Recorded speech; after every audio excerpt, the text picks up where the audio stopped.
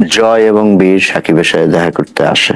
তাহলে আপনার কাছ থেকে অন্তত সাকিবিয়ানরা এইটুকু আশ্বস্ত হতে পারে আজকে যে সাকিবের জীবনে ব্যক্তি জীবনে স্থিতিশীলতা আসবে। অবশ্যই আসবে, এবছরই আসবে, এবছরই আসবে, এবছরই আসবে। সকল গুজবের এখন একটা কথা চাওয়া হয়েছে যে সাকিব এবছরই বিয়ে করবে। এটা সাকিবের মুখ থেকে কমেন্টস না আসা পর্যন্ত আমি কিছু বলবো না। বা এই প্রথম বিষয়ে সে আপনি বলবে, কিছু জানেন তারপরে কিনা? আমি অবশ্যই জানি সে প্রথমে স্টেটমেন্ট দিবে, সে বলবে, তারপরে আমি বলবো। তার স্টেটমেন্ট তারই তো আগে দেওয়া উচিত। হ্যাঁ, তা তো অবশ্যই।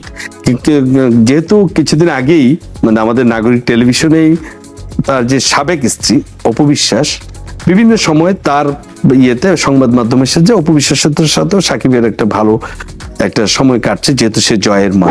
তারা সাকিবের ফ্যামিলির যে কোনো কিছুর প্রয়োজনে সে যাচ্ছে আসছে।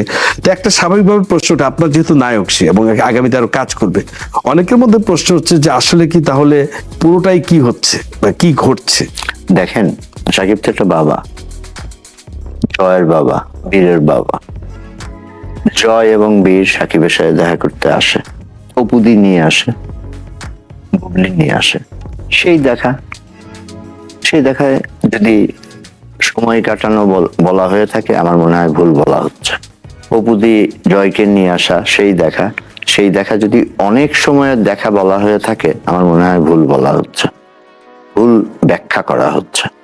বাসায় যাচ্ছে, আতিথ্যতা করছে, বাসায় রান্না বান্না করে নিয়ে যাচ্ছে, একসাথে খাওয়া দাওয়া করছে, শ্বশুর শাশুড়ির খেদমত করছে। এই ব্যাপারগুলো বোধ হয় না এতটা সরব না। ফোকাস পাওয়ার জন্য বা প্রচার পাওয়ার জন্য এটা বলা হচ্ছে। অনেক কিছুই তো হয়। বুবলি দাবি করেছেন যে তাদের বিবাহ বিচ্ছেদ হয়নি এবং খুব জোর গলায় বলেছেন যে আমরা এখনো সময় কাটে, তবে আমরা আলাদা থাকছি, আমাদের কিছু আন্ডারস্ট্যান্ডিং এর সমস্যা হচ্ছে এবং এটা ঠিক হলে এই কথাগুলোর অ্যাপ্রোপ্রিয়েট অ্যান্সার মনে হয় সাকিবই দিতে পারবে।